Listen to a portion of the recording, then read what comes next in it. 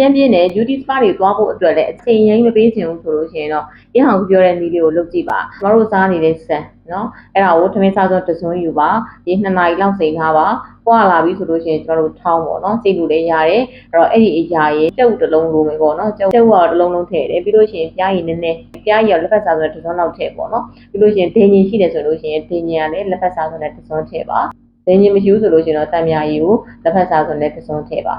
ချားလုံးလက်ပတ်ကိုလက်20လောက်ယူပြီးရင်အတွင်းသားကျဲကိုထုတ်ပြီးတော့ရောပါခလောက်ပါဘာလို့လဲဆိုရင် blender လေးရောစိတ်လေးရတယ်ပေါ့နော်အဲ့တော့အဲ့ဒီအရာကိုကျမတို့ဒီသတင်းကိုလိမ့်ပေးပေါ့နော်ဒီအဖျားတွေကိုပို့ပြီးတော့လိမ့်ပေးပါအဲ့တော့အဲ့လိုမျိုးလိမ့်ပြီးသားပြီဆိုလို့ရှိရင်တော့အိုးပပလေးနဲ့ပတ်ထားပြီးပေါ့နော်လို့ရှိရင်တော့ပြန်ခွာလိုက်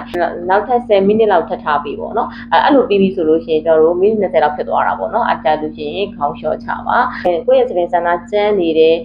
သပင်တွေမကောင်းလို့စိတ်ထဲမှာထင်နေဆိုလို့ရှိရင်ဒီနည်းလေးကိုလုပ်ကြည့်ပါအရန်လဲလွယ်တယ်သူအပြင်မှာရတဲ့ပူလူကအရန်ပူတယ်ဆိုတဲ့အခါကျတော့ကိုယ့်ရဲ့အိမ်မှာပဲ home made လုပ်ချင်တယ်ဆိုတဲ့သူတွေအတွက်ရောင်ကားဒီနည်းလေးကိုတင်ပေးလိုက်ပါတယ်ရှင်ကျေးဇူးပါ